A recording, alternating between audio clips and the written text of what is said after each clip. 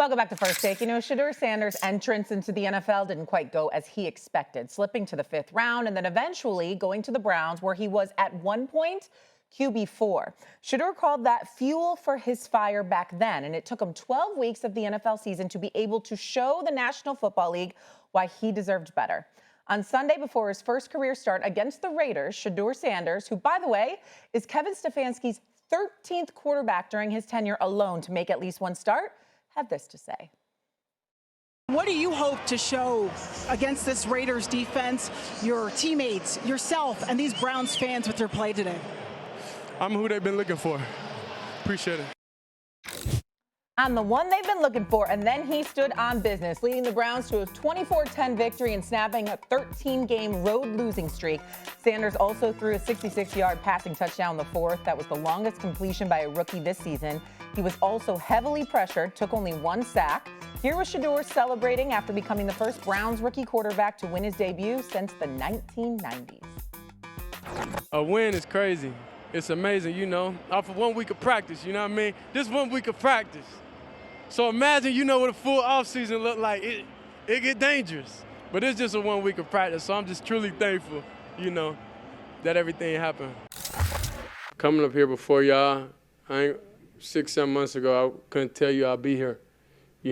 God, the only way I'm able to even get through everything, Nobody cares if this was 1 week of prep. Who cares? So a lot of people want to see me fail, and it ain't gonna happen. It ain't gonna happen. Damien Woody now joins us here on First Take. And D. Wood, I'll start with you first here. Look, let's be honest. The Browns defense was absolutely amazing in this game. They had 10 sacks on Geno Smith. But when talking about the quarterback, yes? Just wanted to interject. Nice suit, Woody, for a change. Way to go. You may continue, Shae. Okay. He's got his Thanksgiving vest on today. I'll give him that. 10 sacks on Geno Smith. So Browns defense really good. They did their job. But what did Shedeur Sanders prove to you in that game yesterday against the Raiders? Well, he showed NFL traits in the game yesterday. You're talking about a guy who, arm talent was on display.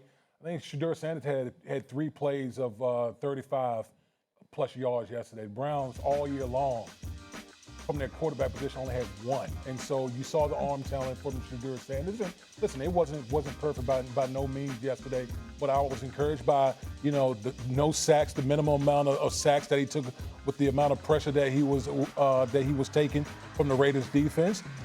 Seemed like he knew where the moment didn't seem too big. He knew where he wanted to go with the football. And so those are building blocks, for Shedeur Sanders moving forward. What do you think, Stephen A? What did Shedeur prove to you? Well, listen, he proved that he deserves to be the starting quarterback for the rest of the season for the Cleveland Browns. That's what he proved. He proved that he deserves to be put in the Lions' den and to find out what his true capabilities are, because certainly the Las Vegas Raiders are not the ideal test. They are horrible. Horrible. So it's bad. really bad. Chip Kelly is not the only person that should have been let go last night. You understand? And they lucky it's a home game, because if it was a road game, a legitimate argument could be made that they should be put on commercial airlines, Southwest or somebody. They shouldn't even be allowed to charter home. This is a bad team. This is a bad team all the way around. Southwest catching straight. Southwest is a good airline, man. It's just the truth. It's just the truth. It's just the truth. Pete Carroll, God bless him.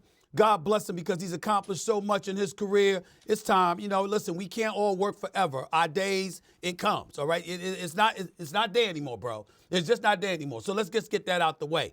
But you Shedeur Sanders, and you connect with Bond after scrambling out to your right, avoiding the blitz, and you throw that 52-yard touchdown pass. You throw the swing pass, and you get a 66-yard, another touchdown there as well. I give credit where credit is due to Sampson. That is, I give credit where credit is due, because obviously the first week was awful. 25% completion percentage last week when he came in. This week, 55% completion, 47 yards passing.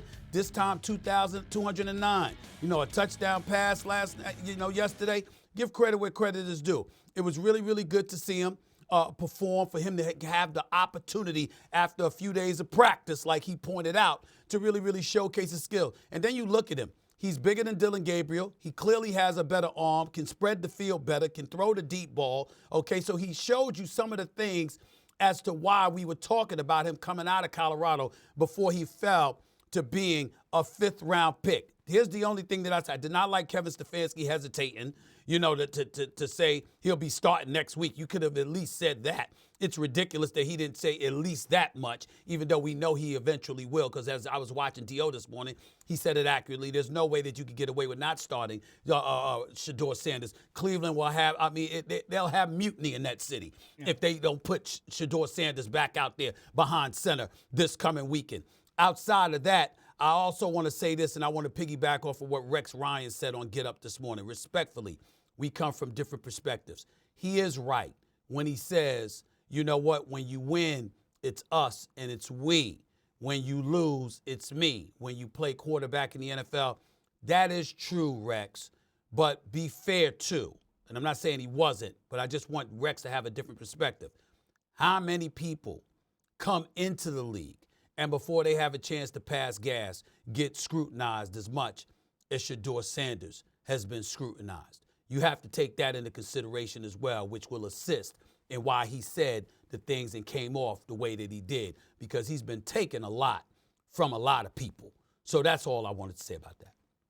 Yeah, I'm happy for Shedeur. Good for him. I agree with Stephen A. He would be my starting quarterback moving forward for the remainder of the season. I don't think you can watch the deep ball, one, and say you don't want at least more opportunity of that, or watch the reaction that Myles Garrett has on the sideline to the throw and walk into your team and be like, hey, we're going to go back to Dillon Gabriel, whether he clears concussion protocol or not. So I'm happy that Shedeur had that opportunity. Listen, he didn't show a ton else. Did it look like he handled the lights of the NFL environment? Absolutely. Did he move relatively well? Absolutely. Did he get the ball to where it should go more often than not? There was multiple plays where there was nothing to really do, and no one was really open. So I'm not sitting here telling everybody lit the world on fire. I'm not sitting here telling everybody it was a disaster. It was kind of what I expected. Right. He would be the starter for me. Significantly bigger challenge next week against a real football team in the 49ers. Okay, now. Go ahead, Cam. He's a rookie, for Christ's sake. And name the rookie quarterbacks that's in the league right now. I give you one, Cam Ward. Okay, what Shedeur Sanders showed the Cleveland Browns and the Cleveland faithful is this. He is capable. Dillon Gabriel hasn't given you that yet. Having a week of practice, he said, oh, I only did this with a week of practice. Okay, cool. What is he really saying? With only a week of practice, I was able to do that. Well, just give me more, and I will be able to give you more. The reason why he's running or rolling out, he probably slid the protection the wrong way, and he knew, okay, I have to make a play. That throw that he made was a wild play. When was the last time? And that is including Johnny Manziel. That is including Zapp. That is including Baker Mayfield. That is including every single quarterback that has ever been a part of the Cleveland Browns to say, wow, that was a throw. Well, Baker had plenty of them. True. But when was Baker there? A couple years ago? 5 years ago. You see what I'm saying? Sure. So for me, I'm sitting up here saying, hey, he's a young player. Sure. Are we jumping the gun? I wouldn't say we're jumping the gun, but he's also a rookie, and he's able to get spared certain things because he's new to this. Sure. Now, what the natural instinct showed is something that you can build off of. Right. And if Kevin Stefanski does not make that move, it will be abundantly clear what's the reason and what's really going on in Cleveland. That's fair. That's fair. I mean, the Cam Ward comparison and J.J. McCarthy, too, you could argue is like a rookie, and he's struggling immensely as well. All you want to see is just flashes, Yeah. and that's it. Go ahead, Stephen A. I got a comment, and then I want to throw it to the football guys to get y'all perspective on where I'm going with this, because this is First Take, and we ain't gonna apologize for causing trouble when trouble's necessary. Okay. The one obvious comment that I want to make is that this future Hall of Famer, this monster named Myles Garrett, is something special. The man is sensational, okay? He's got 18 sacks on the season. He's got 14 sacks in the last 5 games. The only guy with at least three sacks in 3 separate games this year. The dude is just on another level. Clearly the best defensive player in football. He's something spectacular. Talk about him in the same breath that you talked about Aaron Donald, since they had footage of Aaron Donald at the Rams game. I find myself looking at the Los Angeles Rams and saying, damn, What if that dude just said, you know what, I might come out of retirement for the rest of the season. I'm like, my God. I mean, just think about it, because we know he can. That's how special Aaron Donald is. But I find myself thinking about Myles Garrett every time I watch him because he's just that sensational. Want to give him some major, major love in that regard. Secondly is the question, and this is where I go, and it's kind of troublesome, but I got to ask y'all this. Quinshon Judkins. Did I pronounce his name right, Judkins? Yeah, Yep. Right. Now, I know that the man scored touchdowns, okay? But in order to score touchdowns, Kevin Stefanski had to take Shedeur Sanders out the game and line this cat up so he could, he could run from the quarterback position and run it in for a touchdown. Here's my question to y'all. What's Cleveland's record coming into this game? What, at 2-8? Yes. Mm-hmm. Is it fair to say they're not going anywhere? Yes. Is it fair to say that what's most important is to find out what you got at the quarterback spot? Is that not fair to say? Come on, Steve. Why are you taking? Hold on. I'm asking a question. I'm asking a question respectfully and sincerely. If you're 2-8 and you're not going anywhere, and you're trying to find out what your quarterback is made of, why would you take him out in that particular situation instead of finding out what he could give you at least one of those times? Why not? Well, I will say this. When you get, all you guys know this, when you get down there that close, what's the easiest path to score?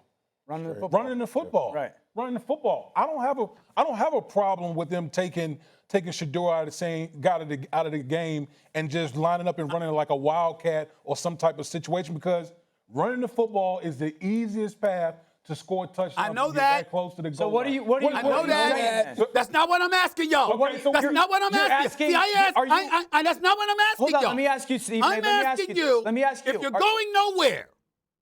going nowhere, and the objective is to find out what the quarterback is made of, why not leave him in there in that situation? That's what I'm asking. And this would be my answer, because that's our viewpoint of the objective, and there is a part of that. But you can't ask your guys on a consistent basis to practice a certain way and do the work a certain way and prepare a certain way and go play a certain way, get into the game, have that monster doing what he's doing, Myles Garrett, and then go, I'm actually just going to call a bunch of passes with guys who can't win on the perimeter one-on-one just to see if Shedeur can get it done. You can't run with Shedeur Sanders in the game?